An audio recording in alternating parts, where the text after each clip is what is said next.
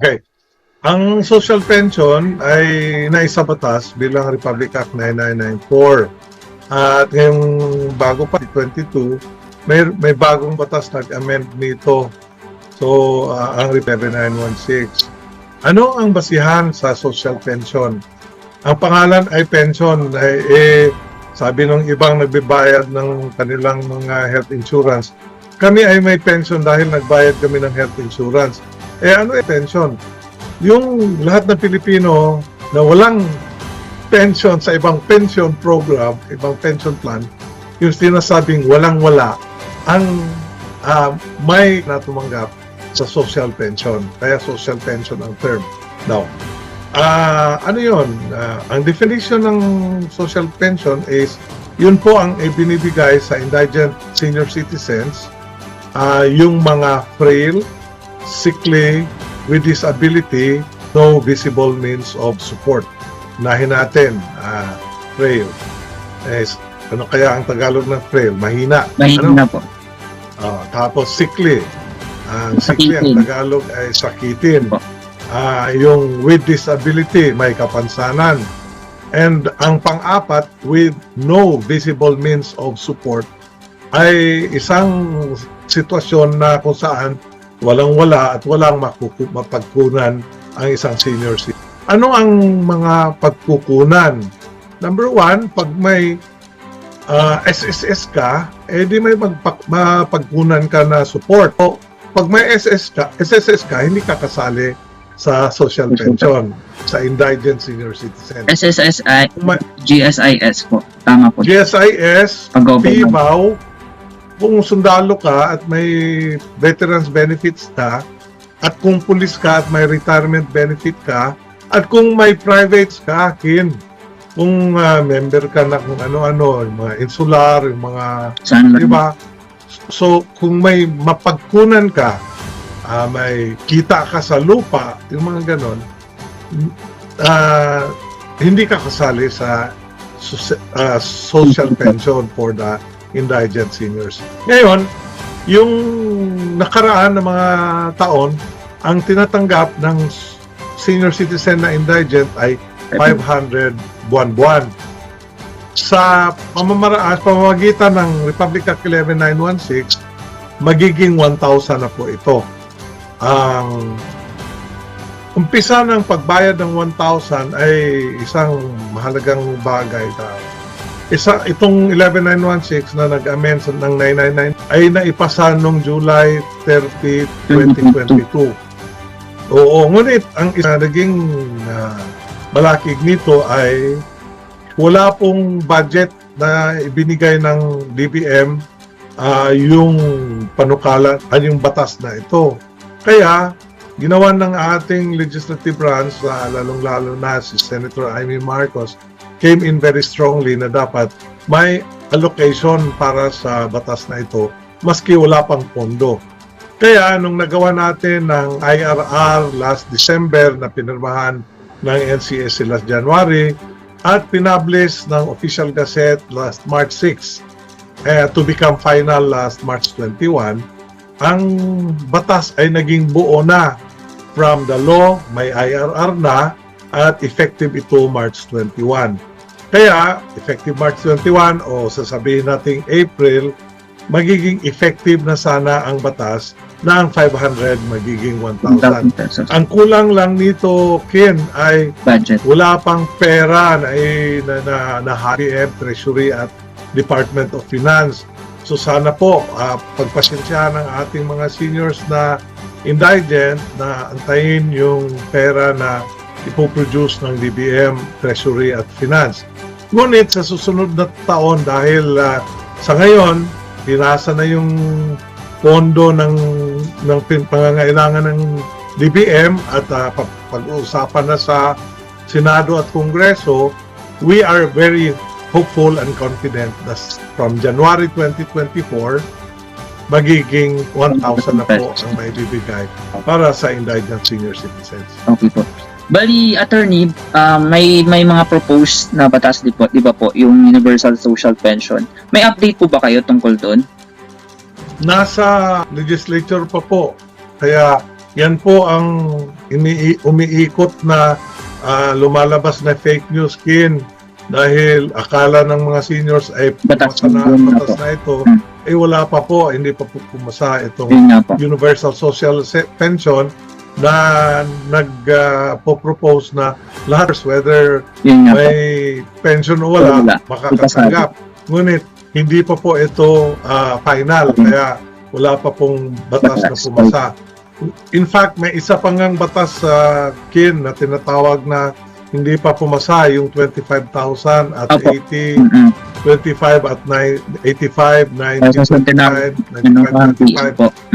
Oo, amendment ito ng centenarian. Ngunit hindi po ito Hindi pa rin centenarian bata. kasi Kin, ang centenarian ay yung 100 years Yes, po. old. So, ang batas na umiira sa ngayon para sa centenarian ay makakatanggap yung 100 years old ng 100,000. Yung mga proposal na nag-iiba-iba ay nasa diskusyon pa lang ng ating legislative branch. So, hindi pa po ito final, kaya ito po ang sinasabing fake news pa lang.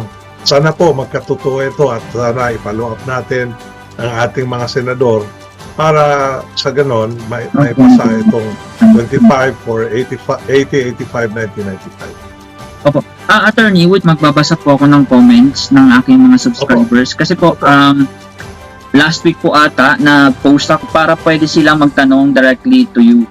So ito po, yung question kasi niya related sa social pension. Ang sabi po dito, according to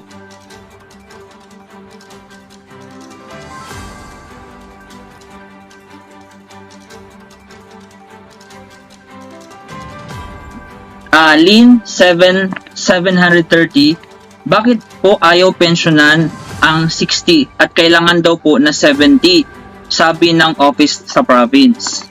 May ganun po bang batas na kailangan 60 or 70? Wala po. Sa ngayon, ang namamahagi, like I said, ay ang DSWD pa. So, ito ay dapat natin itanong sa DSWD. Ang batas ay nagsasabi ang senior citizen ay 60 and above. Kung may 60 years old na walang-wala at sickly, frail, di ba? With disability and with no visible means of support, karapat-dapat lang na mabigyan. Ngunit ang isang bureaucratic answer to that question, Kin, ay ganito. Yung proposal ng budget kasi for this year, pinopropose last year. Kung naging 60 ka this year, Hindi ka kasali. so hindi ka naisali sa budget. Opo. Baka yan yung functional answer isali sa budget. Pero hindi kailangan mag-antay ng 10 years. Ang tanong ni Lynn, 60, 70 ang makakatanggap. Paano kung 62 o 61 ka at talagang nangangailangan ka? Dapat bigyan pansin. So, ang kita ay, siyempre, wala pa ang trabaho sa atin. Tatanungin sa DSWD at sana tulungan mo akong itanong sa DSWD ito, Ken. Sige po. Isa pa pong tanong kay Evelyn Dominguez. Puro na lang ganyan. Dito sa amin, 500 lang, pahirapan pa. Saan 300 lang yung bigay, wala daw pondo sa Kapas Tarlac. Possible from Ken, 500, 300 lang binibigay. Baka pwedeng isulat yan ni Evelyn Dominguez at kung bigyan niya ako ng kopya. Oo, kasi ang naisa batas, Evelyn, ay 500. Hindi ko maintindihan magiging 300. Mukhang may nagkakasala sa mga pamaraan na yan. So, sana po isulat nyo at kung sino ang mga opisyalis na involved. Kasi, I have to also distinguish, Ken, dalawa ang aspeto nito. Yung national na ay talagang yan yung nasa batas. Pero meron ding mga local na mga benefits na pinamibigay, Ken. Baka yung local na benefits ang sinasabi ni Evelyn. I cannot, so Evelyn will communicate. Yung binigay kong link, Ken, yung ncsc.gov.ph, pwede rin doon nyo ibigay ang feedback para maitunong natin sa DSWD. Okay po. May isa pang question dito, attorney. Last question po regarding sa social pension. Bali, according to Cirilia Mainopas, na-confine daw siya for 4 months dahil sa heart failure. Ngayon po, pinakuha daw niya sa Mr. niya yung kanyang social pension. Binigyan niya po, makukuha niya pa kaya yun ngayon?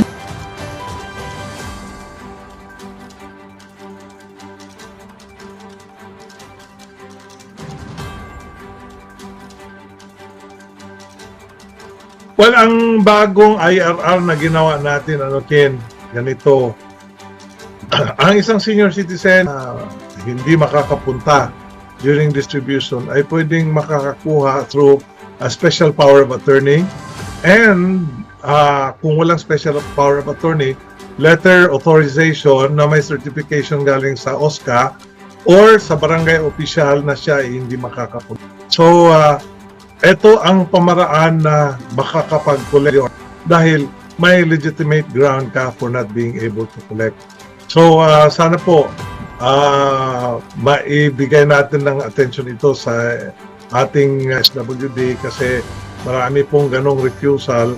Sana maintindihan ng DS na importante na may authority or may authorization process ng isang senior citizen. Last na po talaga na question. Ayaw lang niya po ipabigay yung pangalan. Bigay yung pangalan niya kasi baka daw po mapahamak siya. Bali sa lugar na kahit may pension na from SSS or GSIS, as long as malapit doon sa officials, ay nabibigyan po pa rin po ng social pension. So just in case po matransfer yung function na sa SC, paano niyo po matutugunan yung mga ganyang issue? Ken, hindi po legal yung pamamahagi base sa batas. Kasi ang sabi ng batas, dapat wala kang means of support. Yun nga po. Kung namimigay ka maski na SSS, GSIS, liable po ang isang opisyal na gumawa niyan. Kaya sa tingin ko, mukhang sana tutugon din sa panawagan natin yung mga opisyales, yung mga local government officials starting from the barangay to the municipality, province, and the DSWD. Sana ihinto na natin ito kasi ang sabi ng batas, yung walang-wala bibigyan. Nang i-transfer yan sa NCSC, dahil alam mo naman na may online registration, madali na yung verification process kasi malaman din natin kung talaga bang may SSS o GSIS ay isang tao at wala. Dahil ang ating pamahalaan ngayon ay nagkaisa na talagang may data sharing. Bali, kasi na yun, attorney, doon sa NCSC na page ay hindi siya mandatory fields. Opo. But then again, pagdating ng panahon na magtrabaho na tayo, Ken, at gusto na nating malaman na, kunyari, i-transfer na ng DSWD yung trabaho sa atin, porsigido na tayong maghanap ng mga proof, di ba?